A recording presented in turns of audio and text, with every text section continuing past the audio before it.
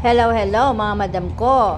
Ito na po yung full video ng ating sweet and sour chicken kung paano natin siya ginawa. Ayan. So ito po yung ating na-marinate na chicken. Tapos pinagulong-gulong natin siya sa harina at saka sa cornstarch. Siguro mga tig-4 na kutsarang cornstarch yan at saka harina. Wala na tayo mga madam inilagay sa harina kasi na-marinate na nga natin yung chicken at kumapit na yung lasa niya dun sa manok. Ayan. Ayan. Tapos mamaya yan mga madam ay ipiprito na natin. Maglalagay lang tayo ng oil sa kawali. Pagkatapos ipiprito na natin yan lahat. And then after nun, gagawin na natin siyang sweet and sour chicken. Ayan mga madam, na-coat na natin siya lahat. At habang kino-coat natin siya, nagpainit na ako ng tubig. Tubig, mantika. Okay, sorry naman. Tao lang, nagkakamali. Ayan mga madam, naprito na natin ang ating chicken. Lagay na natin mga madam ang ating bawang. And next, ang ating sibuyas. Next, ang ating gulay. Ang ating carrots. Ayan. Ang ating bell pepper. Ayan. Ayan. Siyempre, lagay natin yung syrup ng ating pineapple. Lagyan din natin mga madam ng konting paminta.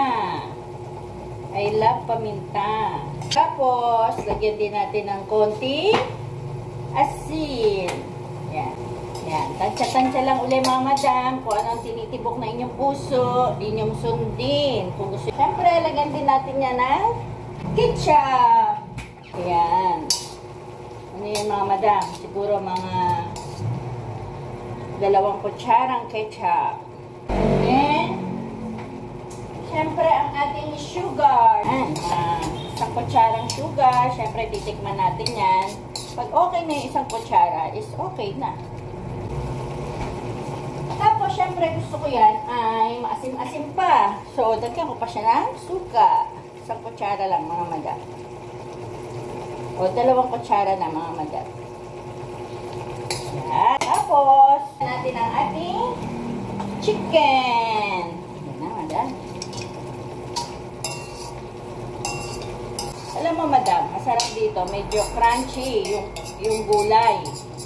Yan. Total, luto na naman na yung ating manok. Ating chicken. Luto na yung ating manok. Yan. Pagkaano natin yan, maya-maya, papatay na natin yung apoy. Ayan, tikman natin ang maibigan.